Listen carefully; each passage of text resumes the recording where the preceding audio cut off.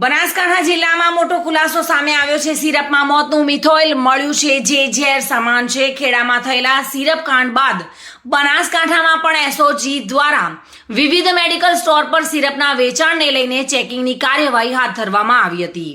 જિલ્લામાં medical store ચેકિંગની કાર્યવાહીમાં SOG દ્વારા 20 જેટલા મેડિકલ સ્ટોરમાં ચેકિંગની કામગીરી કરવામાં આવી રહી છે। ત્યારે બનાસકાંઠા જિલ્લામાં આવેલા ભીલડી ગામે આજે તપાસ કરવામાં આવી હતી, જેમાં શંકાસ્પદ જણાતા 1090 જેટલી સિરપની બોટલ સહિત ₹1,47,000નો મુદ્દામાલ જપ્ત કરવામાં આવ્યો હતો। ત્યારે સિરપ કેટલા પ્રકારના આવે છે? જો કે લોહી રિપોર્ટમાં મૃતકોના શરીરમાં ઝેર સમાન કહી શકાય તેવું મિથોઇલ મળ્યું હોવાનો ખુલાસો થયો છે। ત્યારે કફ સિરપનું આ ઝેરી દ્રવ્ય મિથોઇલ માનવ શરીરમાં પ્રવેશતા જ અંધાપો આવવો, કિડની ફેલ થઈ જવી તેમજ મોત પણ નીપજી શકે છે અને તેની માત્રા જો વધુ હોય તો તે ઘાતક સાબિત થઈ શકે છે। બનાસકાંઠા જિલ્લા રોગ નિયંત્રણ અધિકારીએ ટુડે ન્યૂઝની ટીમમાં વાતચીત સાથે શું કહ્યું હતું, આવો જાણીશું। સમગ્ર ગુજરાતમાં મોતનું તાંડવ જોવા મળી રહ્યું છે। કફ સિરપમાં મળી છે લોકોને મોત। ખેડા જિલ્લામાં અનેક લોકો મોત સામે ઝઝૂમી રહ્યા છે અને અનેક મોતના મામલા સામે આવ્યા છે। ત્યારે બનાસકાંઠા જિલ્લામાં પણ એક મોટો વેપલો એટલે કે જથ્થો પોલીસે પકડી પાડ્યો છે આ કફ સિરપનો, અને જેના કારણે લોકોના મોત થઈ રહ્યા છે। આપણે સમગ્ર વિગત જાણીશું ડિસ્ટ્રિક્ટ સર્વેલન્સ અધિકારીથી કે શું છે મામલો। આજે ન્યૂઝપેપરમાં વાંચ્યું કે ખેડા જિલ્લામાં એક આયુર્વેદિક સિરપ પીવાના કારણે અમુક મોત થયા છે।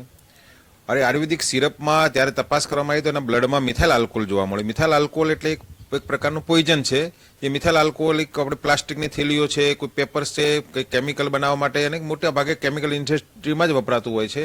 અને જે મિથાઇલ આલ્કોહોલનું એમાં પ્રમાણ પણ જે હતું એ 12% કરતાં જેટલું હતું, અને 12% જેટલું એટલે ગંભીર બાબત કહેવાય। મિથાઇલ આલ્કોહોલ જો તમે એ પ્રમાણમાં ડોઝમાં લેવામાં આવે તો તાત્કાલિક એને અંધાપો પણ થઈ શકે છે, કિડની પણ ફેલ થઈ શકે છે, હાર્ટમાં પણ પ્રોબ્લેમ થઈ શકે છે। એટલું ભયંકર પોઈઝન હોય છે, તેના કારણે આ બનાવ બન્યો છે।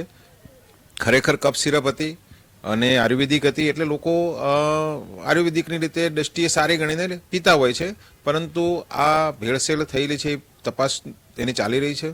કેવી રીતે થયું, કેવી રીતે આવી, પરંતુ અત્યારે બનાસકાંઠામાં પણ આ પ્રકારે ક્યાંક વેચાતું હોય તો એની પણ એસઓજી દ્વારા અને ડ્રગ વિભાગ દ્વારા તપાસ ચાલી રહી છે।